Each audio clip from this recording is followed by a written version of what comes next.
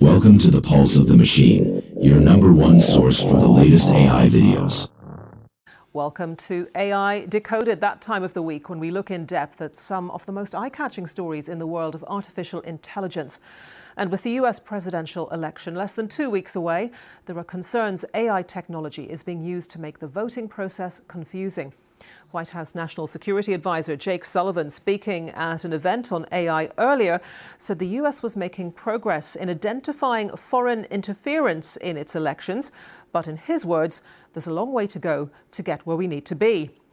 So while false information aimed at disrupting elections is nothing new, increasingly advanced AI tools could make it easier to deceive voters with video and audio that looks and sounds plausible. Which brings us to this story from NBC. A new public service campaign featuring Hollywood stars has been created to alert Americans on how not to be duped by AI-generated deepfakes in the run-up to Election Day. We'll be speaking to Miles Taylor, one of the organisers of the campaign. Meanwhile, the Futurism website says the Pentagon is planning to use deepfake technology to their own advantage by creating AI personas to infiltrate online chat forums in order to gather information. This comes despite the US government's persistent warnings that deepfakes and other AI-generated content will deepen the misinformation crisis and lead to what they call a muddier information ecosystem for everyone. Which brings us to this article warning a Donald Trump win in November could potentially help unleash dangerous artificial intelligence. Wired magazine says the former president's opposition to what he called woke safety standards for AI would likely mean the dismantling of regulations. And one of those very worried over the implications of all of this is Microsoft's Bill Gates, who ranks the threat posed by artificial intelligence alongside nuclear war and bioterrorism. The multi-billionaire says he finds AI both wondrous and a little bit scary, and that it's very possible malign actors will use AI in ways that could prove dangerous for humanity. So, very, very interesting topics to discuss. With me now to do that, our regular AI commentator and presenter, Stephanie Hare. And joining us once again is Susie Allegri, author of the book Human Rights, Robot Wrongs. And as well, joining us down the line from Washington, we have Miles Taylor, AI commentator and former US government official in both the Bush and Trump administrations. So, Stephanie, we're less than a fortnight away from the presidential election in the United States, something we've been talking about at length. The polls are telling us it is incredibly close, too close to call. So how does this provide opportunities for the misuse of AI? So I've just come back from a week and a half in Chicago, and I definitely felt that it was very, very tight, even in the Midwest of the United States. And one of the things that I was picking up when I was there was this discussion about misinformation, disinformation, and just people not knowing where to go to get trustworthy facts. So this brings us into this whole question of if people are going to use artificial intelligence to deceive, what are we creating in terms of a trustworthy electoral process? It's a very, very big question indeed. So let's take a look now at the public service campaign aiming to alert Americans not to be duped by AI ahead of Election Day, with a little help from Hollywood. Artificial intelligence has gotten so advanced. You probably can't tell that some of us aren't real. I'm definitely real. And that's a problem. Because this election, bad actors are going to use AI to trick you into not voting. Not voting. Luckily, we already know what they're going to do. They'll use fake phone calls, videos, or messages to try to change when, how, or where you vote. For example, a fake message saying voting has been extended. Or your polling location has closed or changed due to an emergency. Or you need new documentation to vote. These are all scams designed to trick you into not voting. Don't fall for it. Do not fall for it. This threat is very real. If something seems off, it probably is. Always double check your state's official website. Or go to represent.us/vote-safe. Voting is your right. Voting is your right. Don't let anyone take it from you. Don't let anyone take you want to take.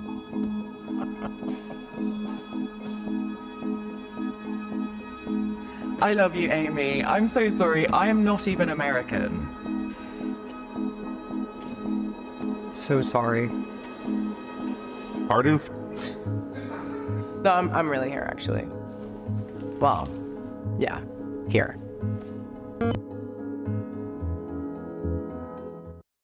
It's a great ad. And with us now, one of the creators of this campaign, Miles. Great to have you with us from the US today. Is this all about asking the public to inject some critical thinking into the content they look at? In other words, not to take everything they see, as in the case of your campaign, literally at face value? That's right, Anita. I mean, I think the thing that it's easy to compare this to for folks is what they saw with spam in their email inboxes in the 1990s. As you know, at first, when you got an email account, you trusted everything that came in because no one but people you trusted had your email address. That is, until they did.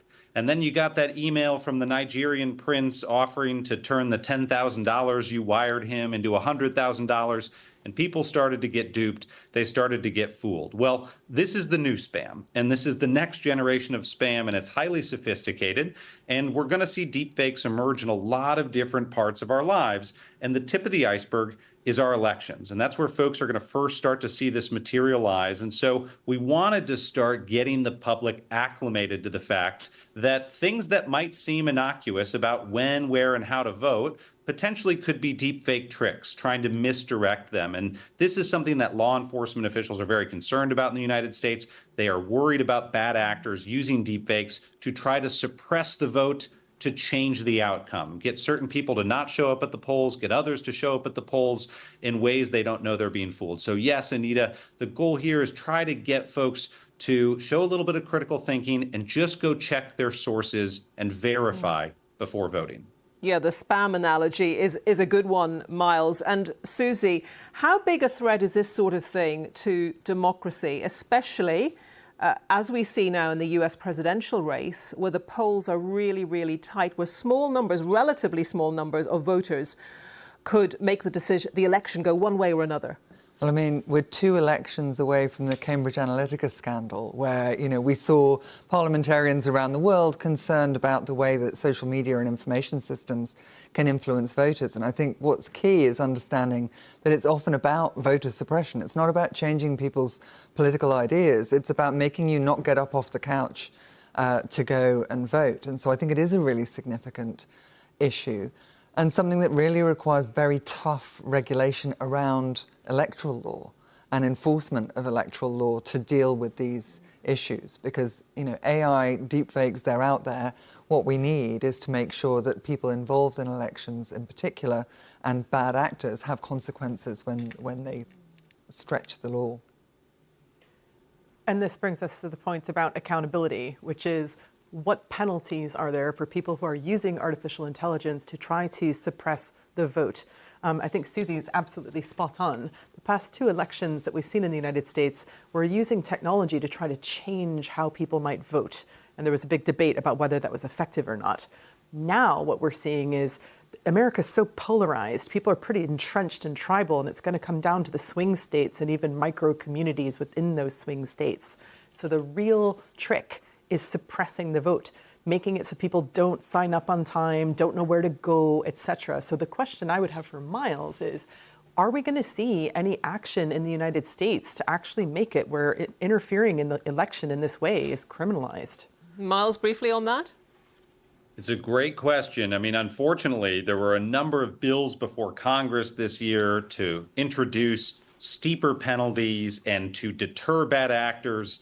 And I don't think anyone will be surprised to hear me say those did not pass the U.S. Congress. And so we are stuck with the laws we had on the books previously. Now, I was meeting today with FBI officials on this thread, and they will say that existing laws on the books, of course, allow them to go prosecute voter suppression because that's illegal. But there's an additional complication with deepfakes, namely, those law enforcement authorities need to actually be able to detect that something is fake in the first place. And a lot of these agencies and a lot of state and local election officials do not have deepfake detection tools. So if there are phone calls to voters telling them that a polling location has closed or something's changed, there aren't systems in place in real time to detect that those might be deep fake phone calls and fraudulent actors. And that's not going to be sorted in time for this election. But certainly if something goes wrong this cycle, folks are going to wake up and say, we need those real-time detection tools to protect our systems, to protect our networks, to protect our democracy.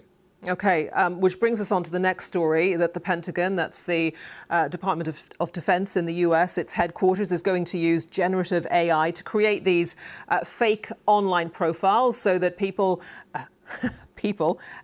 a supposed online user can go into chat forums and get information, even as the US government warns against these AI deepfakes being used for nefarious purposes. So, Susie, is this a bit like the AI equivalent of a spy? Absolutely, and it's essentially what's good for the goose is good for the gander. If you start using these tools, as a government, then you are effectively sort of facilitating their development in ways that is undoubtedly then going to be used back at you. And yes, it is really the AI hyper-tech version of online spying. And Stephanie, are we going to see more of this happening? It's not so much if you can't beat them, join them, but join them to beat them. I almost wonder if it's going to create the opposite effect. I wonder if people are eventually just going to question why we even use social media at all, if it's all just spam and junk profiles, and you might be in a conversation with a robot, right, or with a bot, or with a spy, or with somebody who's in marketing, and they're not. The whole point was it was supposed to be about authentic connection back in the day with people that you knew or maybe wanted to know. I don't know why you would go to it if it's just kind of a social media sewer. Yeah, that's a really interesting point. Miles, what do you think about that? I'm seeing and hearing more and more people complaining actually about the content that they see on whatever platform or platforms they prefer to use. Is that something that you're seeing as well? For sure. I mean, I think we're seeing across society a lot of these platforms. Look, some of them are subjected to more spam than others. We are seeing societal and partisan divisions about which platforms to use. And part of that is related to bots, although a lot of these platforms would say that one of their highest priorities is the detection of bots, because that's really bad for business. Just like it was bad for business for Google in that era when we were getting a lot of spam emails. And then that company invested a lot in spam detection. Most of it gets filtered out now. We're likely to go into an era where a lot of the personas we're engaging with online are not real. And before companies develop the technical acumen to sift those out. Now, I swear, Anita, that I did not plan this in advance of this hit, but I was also at the Pentagon today talking about this broader issue, not this issue of fake personas. I'm not privy to their plans on the fake personas, but I suspect folks over there working AI would say, look, this is a double-edged sword problem. Yes, we don't want to see this happen, but because it is, if we are going to engage our adversaries out there around the world, countries that want to do the West harm, we're going to have to play that game, and we're going to have to deploy those automated bots out there to engage with theirs. So it does become definitely a gray area. That was a very timely visit, Miles. Miles, Susie and Stephanie, you're staying with me, but coming up after the break, what could a second Donald Trump presidential term mean for AI development and regulation? We'll get a unique insight from Miles Taylor, who previously served in his administration. And should we all be worried like Bill Gates, who's concerned artificial intelligence could get out of control? We'll discuss all that after the break. Welcome back to AI Decoded. The global battle to regulate artificial intelligence has been raging ever since deep concerns were raised over the unpredictability of this super-intelligent technology. The European Union was the first to legislate with the European Artificial Intelligence Act, which came into force last August. However, the move has been criticised by tech giant Meta, who've warned that the EU's approach to regulating AI is creating a risk the continent could be cut off from accessing cutting-edge services. Other initiatives in the US have found themselves facing headwinds from every direction. So what's the future for controlling this technology that will transform all our lives? Well, welcome back to our regular AI commentator and presenter, Stephanie Hare, as well as Susie Allegri, author of the book Human Rights, Robot Wrongs. And joining us from Washington, we have Miles Taylor, AI commentator and former US government official in both the Bush and Trump administration. So, Miles, I think this is a perfect point to pick up with you. As you worked in the Trump administration, you've got an insight into his thinking. So if he is elected again as president come November's vote, what is that going to mean for regulation, especially when he has an alliance with people like Elon Musk? Well, Donald Trump does not operate with a public policy scalpel. He operates with a wrecking ball. So on this issue, I think the concern folks have is that there may need to be adjustments to AI regulations on the margins. In fact, personally, I would say there absolutely needs to be. We're really early in the age of AI, and we haven't gotten it completely right. But if you take a wrecking ball to the issue, you can cause a lot more damage than good. And right now on this question, the issue of bias is really what's at case here. So all AI systems are trained on the world we lived in. You know, they're trained on us. And so our inherent biases, the things we say, inappropriate things we say, things about the population that we may not like, things we may not like about ourselves, they get reflected in these models. And what a lot of companies have tried to do is take those dangerous or frustrating things out, right? Discussions about self-harm and racism, and try to remove those biases from the models. Now, in doing that, there are secondary consequences. Sometimes in putting your finger on the scale, you can push too hard, and so you get hallucinations. You get sort of absurd results. And you have seen that highlighted often in the press of some of these platforms trying to control for these problems and creating new problems. It is like a game of whack-a-mole. But you take a wrecking ball to the regulation in that space, and you could inadvertently lead to a spike in a lot of those biases on these platforms. So I think that's what we're concerned about, looking at the possibility of a second Trump administration, is sort of an AI public policy free-for-all. In some ways, good for industry. In other ways, potentially very uncertain or even harmful for aspects of society. Miles, I'm curious, do you think it actually would be good for industry to remove regulation? Because you hear in the United States this idea that regulation will hinder innovation. And if we overregulate, China will win. But doesn't business actually need a clear set of rules in order to operate and create that climate of certainty and standards that everybody can agree to across the board, so that the lawyers don't get too busy with lawsuits between the European Union, the United States, and elsewhere? You want everybody kind of on the same page. What happens if we rip up the existing rule book because we think it's too woke? Well, in fact, in many cases, that can be very bad for industry, for there to be a patchwork of laws around the world, and for the United States to be on a substantially different page than its partners from a regulatory standpoint. That can be frustrating. That can be very expensive. And that's certainly a possibility if the existing regulations on the book or the existing discussions around AI are thrown out the window, is you could create a very complicated situation for business. Now, I will say at the same time, I have to be fair, AI companies have largely been self-regulating in the United States, and in some cases doing a pretty decent job of it because their businesses demand it. So things like child sexual abuse material and harmful and violent imagery, a lot of these companies don't want that on their platforms. They don't want people generating content using AI, and so they've strictly cracked down on that without necessarily clear requirements from the U.S. government. But, you know, as you've often noted, Stephanie, we're moving into a much more complicated period here where standardized uniform regulation around the world is going to make it easier for these companies to operate, easier for law enforcement to collaborate, and any indication that especially Western allies are not on the same page is probably going to send shivers down the spine, or it should, in those C-suites of those companies, because it will get very complicated for them to deliver their products in that sort of patchwork regime. Susie, I'm going to pick up with you for our final topic on this week's segment. This is Bill Gates saying that he is really worried about the impact, as our viewers will see right now, about the impact of AI, as serious as nuclear war and bioterrorism, he says.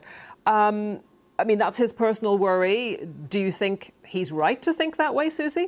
Well, what I thought was quite interesting about this story was the three topics that he chose. What was it? Bioterrorism, nuclear war, and climate change, I think, were his three worries, along with AI.